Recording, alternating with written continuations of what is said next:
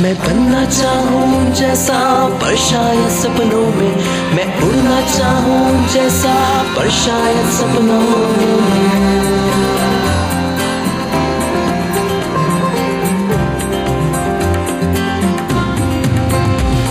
सपनों की है उड़ान, काटे बन गए फूल समान, रोक न पाए वो मुझको, मुट्ठी में मेरी है आसमान।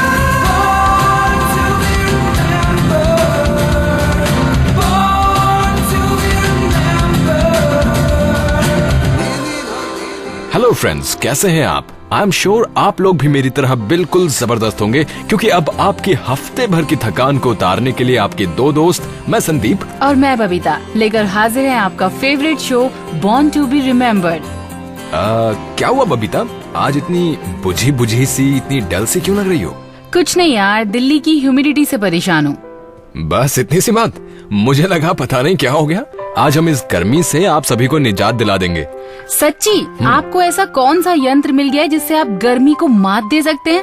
अरे मेरे पास आज बर्फ सी ठंडक है और आइस क्यूब्स की इंटरेस्टिंग सी कहानी।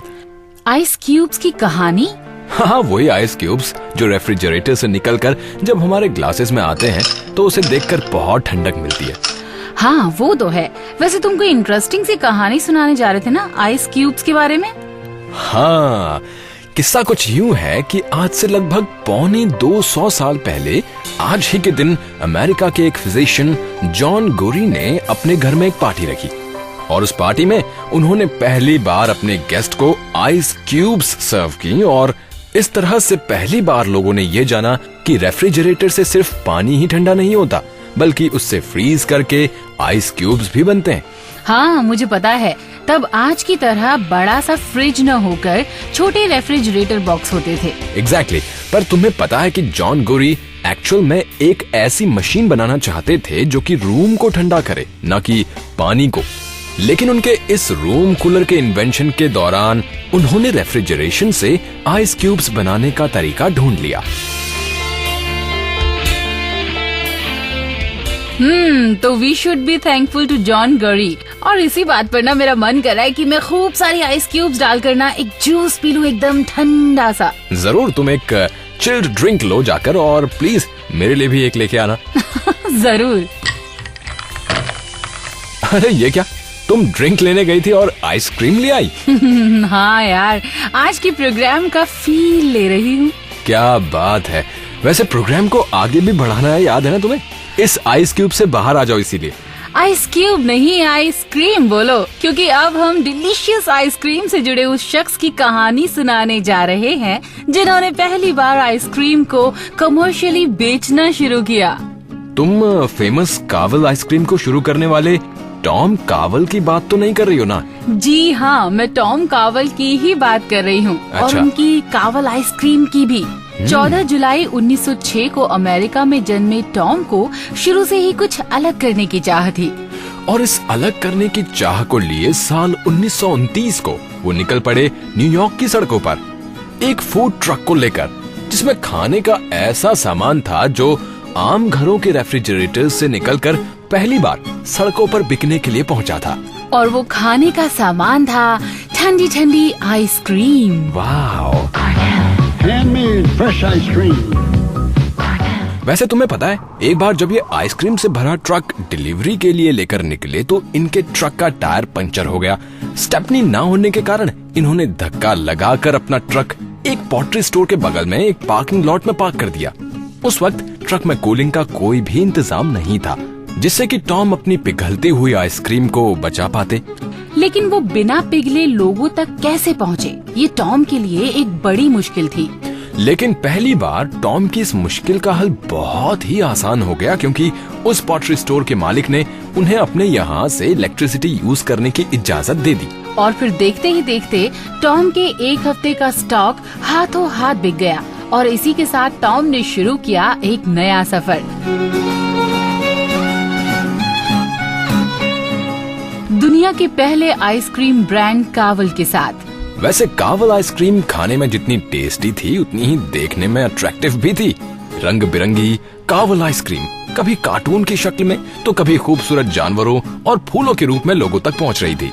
कावल आइसक्रीम कॉर्पोरेशन अब एक छोटे फूड ट्रक से एक बड़े आइसक्रीम ब्रांड में तब्दील हो चुकी थी और न सिर्फ अमेरिका में बल्कि दुनिया भर में अपनी फ्रेंचाइजी शुरू कर दी थी। टॉम कावल की कावल आइसक्रीम दुनिया भर में अव्वल हो गई। दुनिया भर को मीठी मीठी ठंडी आइसक्रीम्स के स्वाद से तारुफ कराने वाले टॉम कावल की संदिग्ध हालत में मौत हो गई। टॉम की मौत के राज से आज तक पर्दा तो नहीं उठ पाया, लेकिन हाँ, उनकी आइसक्रीम का स्वाद आज भी लोगों की जिंदगी में मिठास घोल रहा है।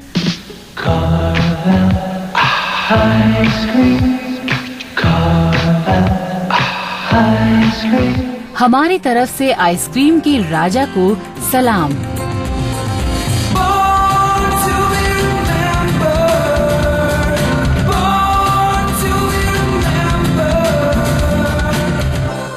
वैसे बबीता, अब तक तो तुम काफी कूल हो चुकी होगी, तो चलो एक काम करो, ये बताओ कि HCL का पूरा नाम क्या है? अरे संदीप जी, मेरी जीके ना इतनी भी पुअर नहीं है। HCL stands for Hindustan computers limited. अरे वाह बबीता, अच्छा फिर ये भी बता दो कि इस कंपनी की शुरुआत किसने की? ओहो, वैसे तुम आज ये IT की बातें क्यों कर रहे हो? कहीं हमारी आज की अगली पर्सनैलिटी इसी इंडस्ट्री से तो जुड़ी हुई नहीं है? हाँ, चलो मैं ही बता देता हूँ। दोस्तों, देश की सबसे बड़ी इंफोटेक कंपनी है जिसकी शुरुआत जाने माने इंडस्ट्रियलिस्ट शिव नादर जी ने की थी। इन्हें इंडिया के अरबपतियों में गिना जाता है और शिव नादर को एक समाज सेवी के रूप में भी जाना जाता है। HCL के चीफ एग्जीक्यूटिव ऑफिसर के अलावा शिव नादर इसके फाउंडर भी हैं। इन्होंने HCL की शुरुआत एक खास विजन के साथ की थी। कैसे एक साधारण से इंसान ने इतने बड़े एम्पायर को खड़ा किया? शिव 1968 में दिल्ली आए और DCM में एक इंजीनियर के तौर पर काम करने लगे, लेकिन उनके अंदर का एंटरप्रेन्योर उन्हें हमेशा अपना खुद का बिजनेस शुरू करने के लिए प्रेरित करता रहा, जिस कारण उन्होंने अपने 6 साथियों के साथ मिलकर कॉपियर जैसे ऑफिस प्रोडक्ट्स बनाने शुरू किए। वाओ, तो HCL के कॉपियर्स इन्हीं की देन है। वैसे इन कॉपियर्स ने हमारे ऑफिसेज के काम को कितना इजी बना दिया है ना? बिल्कुल। और जब 1970 में IBM ने इंडिया से क्विट किया तो शिव ने इस खाली जगह को फिल करने के लिए HCL की शुरुआत की। ओके, वैसे संदीप, ये तो मुझे पता है कि HCL का पहला कंप्यूटर 1982 में लॉन्च हुआ था। बिल्कुल सही कहा बबीता तुमने। आज HCL की पहुंच पूरे विश्व में है। इसका 80% रेवेन्यू कंप्यूटर्स और ऑफिस इक्विपमेंट से ही आता है। नादर की लीडरशिप में इंडियन टेक्नोलॉजीज और प्रोडक्ट्स को वर्ल्ड क्लास बनाया गया। इसके अलावा HCL रिमोट इंफ्रास्ट्रक्चर मैनेजमेंट की शुरुआत करने वाली पहली कंपनी भी है। इस सिस्टम को नेशनल स्टॉक एक्सचेंज की बैकबोन भी कहा जाता है। HCL ने अपने बिजनेस और क्रेडिबिलिटी को बढ़ाने के लिए कई इनोवेटिव प्रैक्टिसेस को अपनाया है, जिसके चलते आज HCL में 102 देशों के करीब 1 लाख एम्प्लॉयज काम कर रहे हैं। हाँ, मुझे पता है संदीप, 70 से भी ज्यादा देशों में इसके कस्टमर्स हैं और ये $6.5 बिलियन की ग्लोबल एंटरप्राइज है। इसकी US सब्सिडरी से कंपनी को काफी अच्छी ग्रोथ मिली है। सुबह के समय चेन्नई ऑफिस को US सब्सिडरी से ढेर सारे सॉफ्टवेयर असाइनमेंट्स मिलते हैं, क्योंकि रात में वहाँ काम को बंद कर दिया जाता है। See, when we got into the technologies world globally, that was only 10 years ago. 10 years ago, when we spun out our technology function and then made it as HCL Technologies, it was very small. It was less than 200 million in size. We were the latest and the smallest of the lot, with no exposure to application, no exposure to BPO, no exposure to infrastructure, none of that. So when we got going, I had to draw a vision which was different and make it adaptable. And we thought that we would go and focus on the internet technologies, which we did. We did very successfully in everything to do with technologies. Shiv Nadar सिर्फ एक entrepreneur ही नहीं, बल्कि एक philanthropist यानी समाज सेवी भी हैं। क्या समाज सेवी? वो कैसे? 1994 में शिव ने अपने दिल की आवाज सुनी और चेन्नई में शिव नादर फाउंडेशन के साथ साथ SSN इंस्टीट्यूशंस की शुरुआत की। आज ये इंस्टीट्यूट स्कूल लेवल से लेकर कॉलेज और हाई लेवल तक पूरे देश में एजुकेशनल रिफॉर्म के लिए काम कर रहा है। हाँ, विद्या ज्ञान शिवनादर फाउंडेशन की एक ऐसी संस्था है जो देश भर के हर तबके से टैलेंट को ढूंढकर उसे लीडर बनाने की दिशा में हर मुमकिन कोशिश करती है। बहुत ही कम समय में देश में बिजनेस और फिलांथ्रफी के क्षेत्र में अग्रणी भूमिका निभाने वाले शिवनादर को अब तक कई पुरस्कारों से नवाजा जा चुका है, जिसमें 2008 का पद्म भूषण भी शामिल है। शिवनादर की लाइफ का सबसे इम्पोर्टेंट फ्रेज है, if you build it they will come. और दोस्तों, इनकी पूरी लाइफ को देखकर इसका अर्थ आसानी से समझा जा सकता है, क्योंकि इसका असर इनकी पर्सनैलिटी में साफ झलकता है। My interest in business is more to do with long-term strategy. You know, when I look at long-term strategy, not 3 years or 5 years, but even longer term than that. And that's where my real contribution comes in, because I built an organization over 35 years over a long-term vision. So how do you do that is something which I could probably contribute. आज हमारी पूरी team इस जोशीले और नेक दिल शख्स को जन्मदिन की ढेर सारी शुभकामनाएं देती है।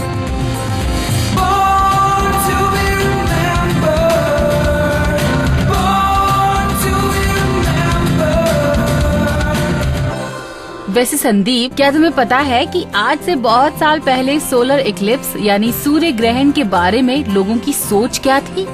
नहीं, कुछ खास नहीं, पर तुम तो ऐसे पूछ रही हो जैसे कोई बहुत ही खास बताने जा रही है कुछ। हाँ, खास भी और मजेदार भी।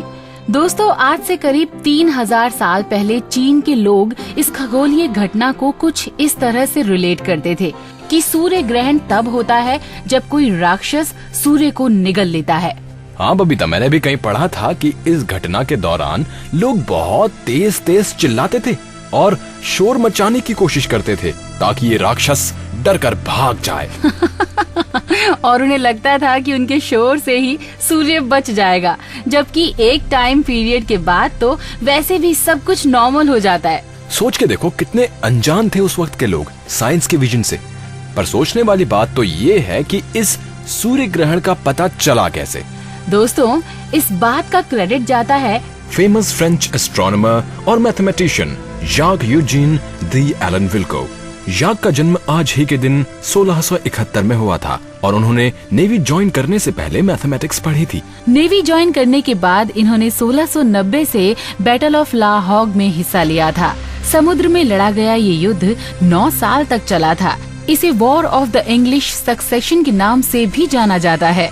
युद्ध के दौरान ही जाक का ट्रांसफर आर्मी में कर दिया गया और इसी बीच हुए बैटल ऑफ ऑर्डिनार्ड में इन्हें 2 साल के लिए कैदी बना लिया गया था।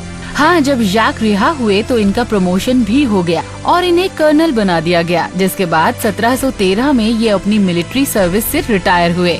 अब तो जाक के पास वक्त ही वक्त था, साथ में मैथमेटिक्स तो इन्होंने पढ़ी ही थी। इसीलिए समय न वेस्ट करते हुए इन्होंने एस्ट्रोनॉमी के बारे में पढ़ना शुरू कर दिया। धीरे धीरे इनका ज्ञान बढ़ा और इन्होंने सोलर इक्लिप्स के बारे में गणना करनी शुरू की। कहते हैं जब किसी काम को दिल से करो तो सफलता जरूर मिलती है।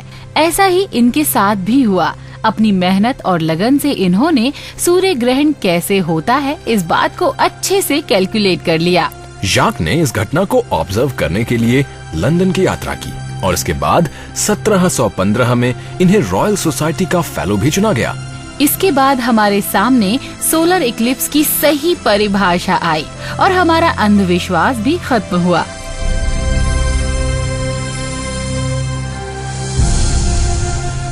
वैसे मैं तुम्हें बता दूं कि 29 मई 1919 को टोटल सोलर इक्लिप्स का इस्तेमाल आइंस्टाइन की थ्योरी ऑफ जनरल रिलेटिविटी को प्रूव करने के लिए किया गया था और ये बात साबित हो गई कि ग्रेविटी लाइट को मोड़ सकती है। मोड़ने का मतलब उसकी डायरेक्शन के चेंज होने से है। वाओ, ये तो बहुत ही इंटरेस्टिंग है। और आज इस खगोलीय घटना के दौरान एस्ट्रोनॉमर सूर्य के कोरोना के कॉम्पोजिशन का पता लगाने की कोशिश करते हैं। इतने इम्पोर्टेंट इवेंट की जानकारी हम तक पहुंचाने वाले जाक यूजीन डी एलन को आज हम सब तहे दिल से शुक्रिया अदा करते हैं।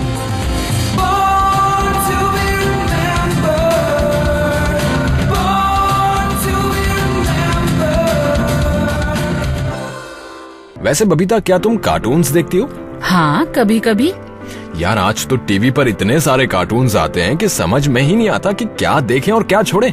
वैसे एक बात बताऊं तो बच्चे बड़े भी बड़े मजे से इन कार्टून्स को देखते हैं, है ना? वैसे तुम्हारा फेवरेट कार्टून कैरेक्टर है कौन सा? तुम कार्टून की इतनी बात कर रहे हो। वैसे सच बताऊं तो I really enjoy Tom and Jerry. सच में संदीप, इन दोनों की जुगलबंदी देखकर तो ना सारी थकान ही गायब हो जाती है। हाँ, और मुझे पता है कि आप सब भी इन कैरेक्टर्स को बहुत पसंद करते हैं, लेकिन इन कैरेक्टर्स को हमारे सामने लाया कौन? जाने माने एनिमेटर, प्रोड्यूसर, डायरेक्टर विलियम हैना ने जोसेफ बारबरा के साथ मिलकर टॉम एंड जेरी और बहुत से दूसरे कार्टून कैरेक्टर्स को हम तक पहुंचाया। और जिस वक्त हैना ने अपने करियर की शुरुआत की थी, उन्हें नहीं पता था कि वो एनिमेशन के लिए जाने जाएंगे। जी हाँ, इन्होंने अपने करियर की शुरुआत एक इंजीनियर के तौर पर की थी। इसके बाद इन्होंने अपनी डायरेक्शन चेंज कर दी और एक cartoon production company staff of Pacific art and title को ज्वाइन कर लिया। 1930 में हैना ने हार्मन आइजिंग स्टूडियोज के लिए काम करना शुरू किया। इस स्टूडियो में इन्होंने लूनी ट्यून्स और मेरी मेलोडीज जैसे कार्टून कैरेक्टर बनाए। हैना की लाइफ में टर्न 1937 में आया। इस वक्त इन्होंने मेट्रो गोल्डविन में यानी एमजीएम स्टूडियो में बारबरा के साथ कोलैबोरेट किया था। इन दोनों ने शुरुआत की थी मूवी थिएटर में दिखाए जाने वाले कार्टून शॉर्ट से। लेकिन इनकी जोड़ी ने इंडस्ट्री में अपनी पहचान बिल्ली और चूहे की शैतानियों से भरे प्रोग्राम टॉम एंड जेरी से बनाई।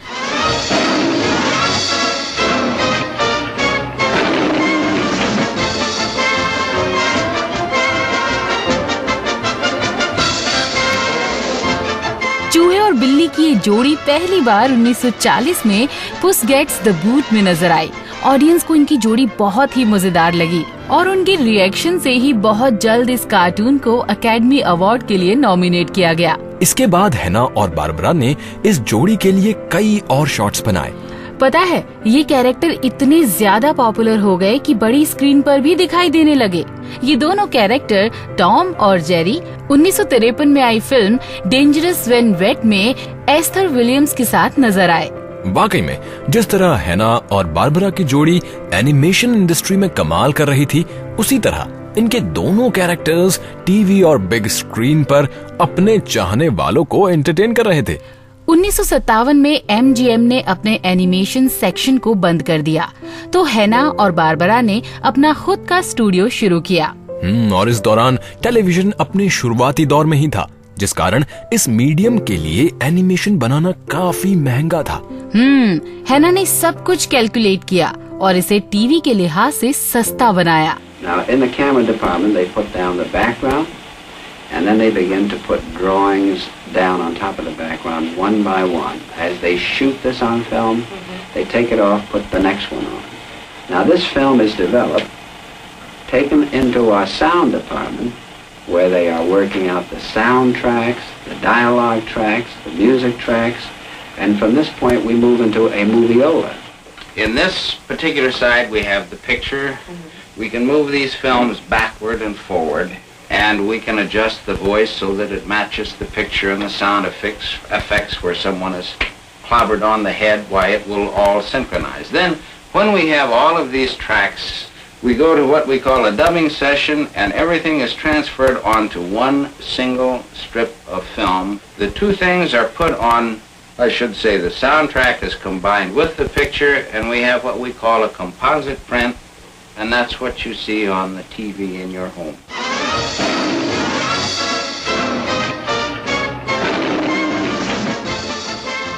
और फिर इसी साल यानी 1957 में एनिमेशन की दुनिया की इस जोड़ी ने अपने पहले television programme the rough and ready show की शुरुआत की।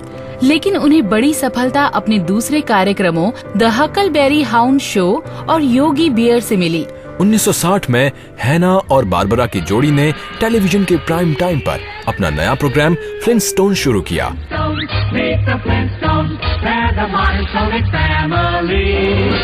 अब ये जोड़ी और इनके कार्टून कैरेक्टर लोगों के फेवरेट बन चुके थे और इस तरह इन्होंने 150 सीरीज और 3000 से भी ज्यादा टीवी शो साथ में प्रोड्यूस किए।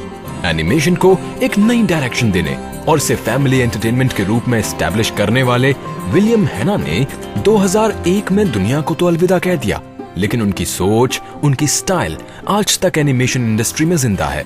इस महान शख्स को बॉर्न टू बी रिमेम्बर्ड की पूरी टीम की ओर से आज हम श्रद्धांजलि देते हैं।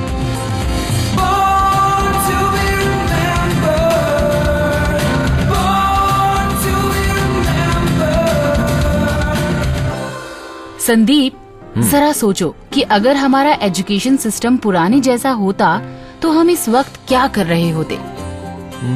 ज्यादा तो कुछ नहीं कह सकता, पर हाँ इतना जरूर है कि आज हम अपने लिसनर्स के साथ तो नहीं होते।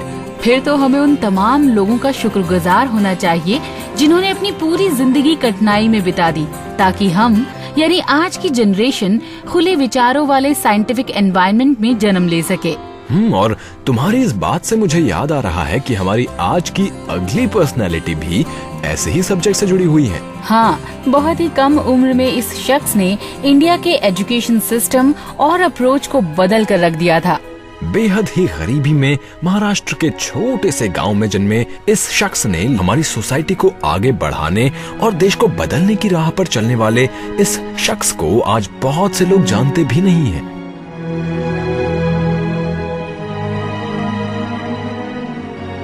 ऐसे ही लोगों को याद करने के लिए ही तो हम हर रोज आपके साथ होते हैं। 14 जुलाई 1856 को जन्मे गोपाल गणेश आगरकर ने सिर्फ 39 वर्ष की आयु में ही देश की दिशा को बदल दिया था।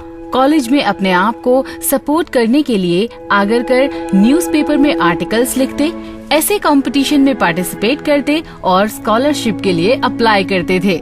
कॉलेज के टाइम पर ही इनकी दोस्ती लोकमान्य बाल गंगाधर तिलक से हुई और इसके बाद से दोनों के ही दिल में अपनी मदरलैंड यानी मातृभूमि के लिए कुछ कर गुजरने की आग चलने लगी। देश में उस समय ब्रिटिश शासन था, इसीलिए अपनी मर्जी से कुछ भी करने का मतलब था कड़ी सजा। और ऐसे में अपने विचारों को हवा देना किसी युद्ध में लड़ने से कम नहीं था।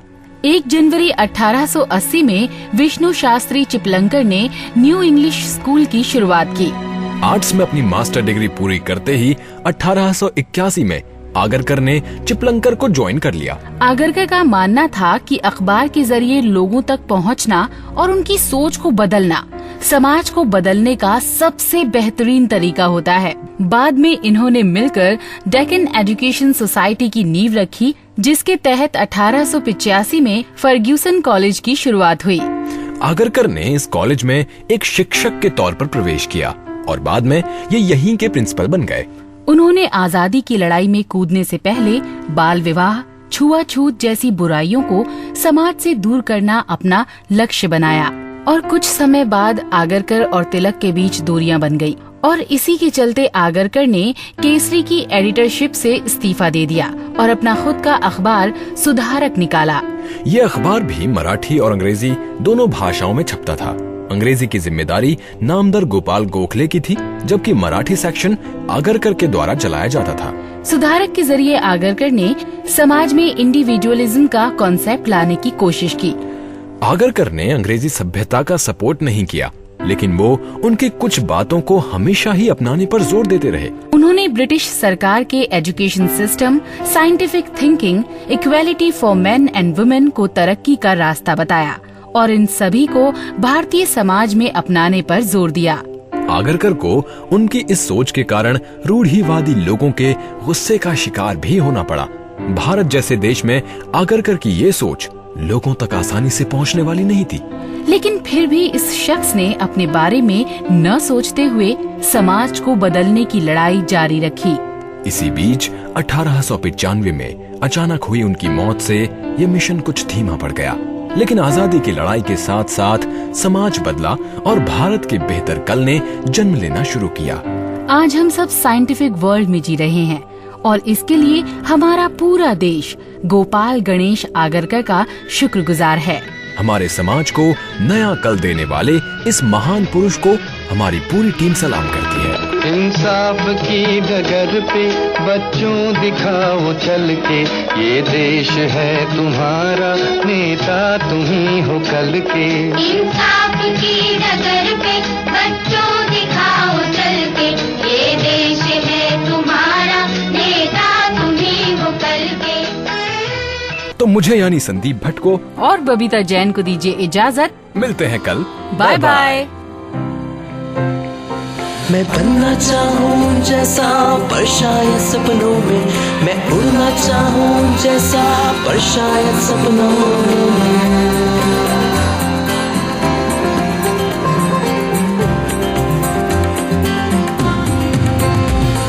सपनों की है उड़ान, कांटे बन गए फूल समान, रोक न पाए वो मुझको मुट्ठी में मेरी है आसमान। Born to be remembered, born to be remembered। इस कार्यक्रम के कार्यकारी निर्माता जैनेंद्र सिंह,